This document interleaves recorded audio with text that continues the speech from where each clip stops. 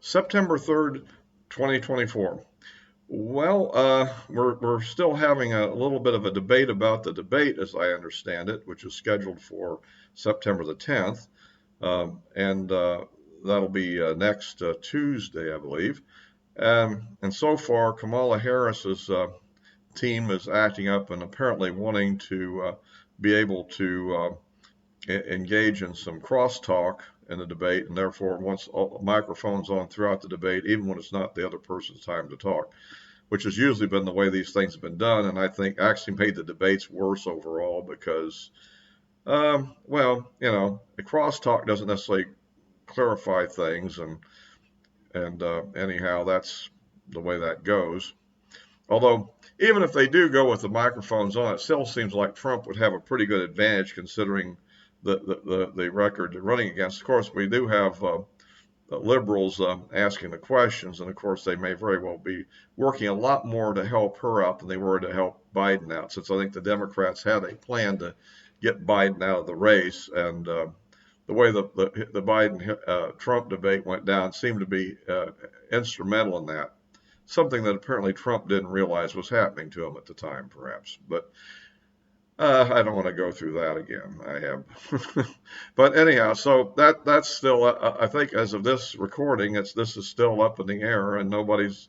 So we'll see whether she shows up, whether Trump concedes, or what the ABC decides to do about that issue. I do have a strategy that Trump could use if they in fact do go with microphones open, which would be this: a little bit of discipline. Just don't just talk during your time. Um, and don't interject into hers until she interjects into yours, and then do the same thing she did. I'm talking now. You're interrupting my time.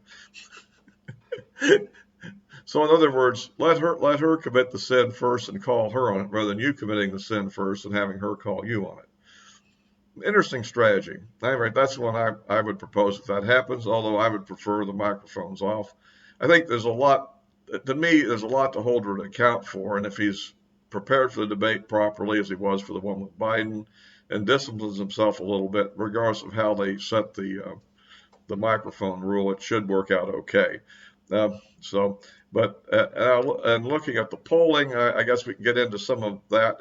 I don't think a whole lot's changed. A few new polls came out. I look at the states and all that, how that's going, and if you take a look at the Harris is ahead by 0.3 of a point, and the Real Clear Politics average of the identified swing states.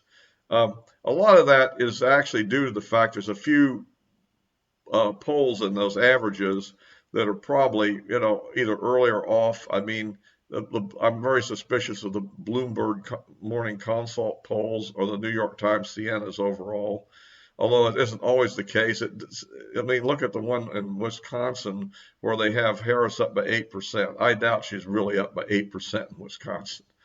So, I think it's a close state. The one that's a little bit tighter than you'd think would be right now is Georgia.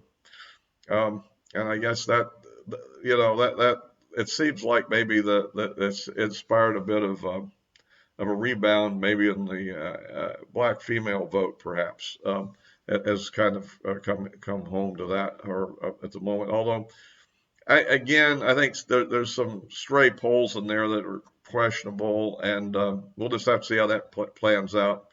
I'm still seeing a little bit of tension between what I see the national average of 1.8% favorable to Harris and the swing states at only at 0.3% favorable. And that there are so many states that are going to be so favorable to Harris, like California, New York, etc., that I just can't believe that is a fair assessment comparatively. But we'll see. Anyway, so if you like these videos, please give me a like. Always looking for more subscriptions. You can click the bell for notifications. And of course, you can find me also on Rumble if you're a subscriber there and can follow me on Rumble. So anyhow, so that's kind of the way that the race runs at the moment, and we'll see what's coming up. Now, on other issues, I've noticed that there's a dispute going on where I think it's a foreign minister of Poland is saying that they want to shoot down Russian missiles over Ukraine, I guess firing from Polish territory. And of course, apparently NATO has kind of warned them, hey, guys, you could get NATO into trouble. We don't want to enter the war directly, and you might get yourself and us both in trouble if you start doing stuff like that. Um, they haven't taken the further step that if Russia hits some of their anti-aircraft positions, that we're not going to honor Article 5 over that. Nobody's gone that far, but they've kind of warned them not to do it. So we'll see what happens on that. They were complaining about I mean, I don't. I'm not sure. I mean, they were complaining about the missiles might endanger Poland because debris might fall on them. Well, if they shoot them down, it might, because they might go off course now. if they just damage one of them, and knock it off of its intended trajectory. But at any rate, Poland always seems to be trying to get into this somehow. So we'll see how that pans out, and whether officially the government hasn't officially decided on this policy. It's also unclear just exactly how much damage it would be done. But this whole situation in Ukraine, I guess, continues to fester and become a real threat of going into a wider conflict. And so that's kind of the way that goes. We've got, they also have, of course, the ongoing situation in the Kursk Oblast, where I'm seeing conflicting reports, but I still get the feeling that pretty much the Ukrainian invasion is kind of bogged down. They are battling over certain towns, and it looks like in some cases they trade off. One day Ukraine's taking it, the next day Russia's taking it, maybe the next day Ukraine took it back again. But I don't think it's worked out as good as they hoped it would. And of course, in the rest of the Ukrainian war, the Russians are pretty much advancing all across the line, and they've launched a fairly big offensive around the town of Volodar, I think it's pronounced, in the elbow of the southern front, where the southern front, the southern defense line goes into the eastern defense line in that area. And that's been a strong point the Ukrainians have held against repeated attacks, particularly earlier in the conflict. And so it looks like the Russians are launching another major offensive there and trying to surround it. So we'll see how that one plays out too. That's ongoing conflict. And of course, the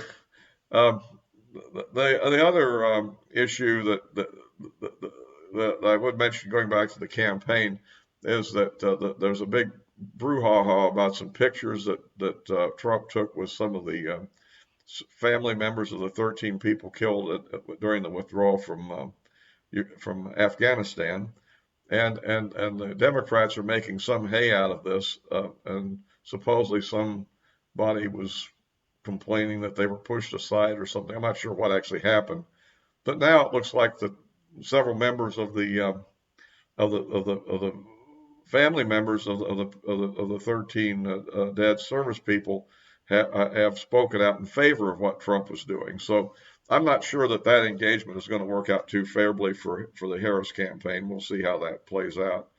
But we are in a tougher, more competitive campaign for the moment, at least through the debate, and we'll see how that goes.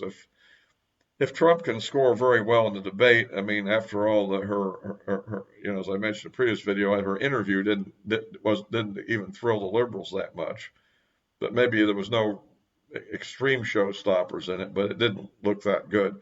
But I think that we're kind of we'll see how the debate goes. I mean, anybody can have a good or bad night, but hopefully Trump will have a good night, and maybe we'll get the polls moving back in our direction again. I mean, again, I'm a little suspicious of that there's some of these polls are deliberately designed to kind of favor the Democrats, and although you have to be careful believing what you want to believe in these scenarios. The Rasmussen poll, last one I've seen, has Trump up 2 points, which is good. We have not seen a Harvard-Harris poll for some time on this. I'm kind of wondering where it is and what it's going to do. It was the other poll that tended to be favorable to Trump.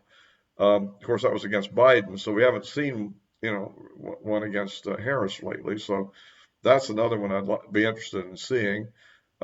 The Quinnipiac, I mean, only has Harris up by 1%, which is completely inconsistent with some of these state polls, and yet Quinnipiac tends toward being a liberal bias poll, I would say, at least tends to normally.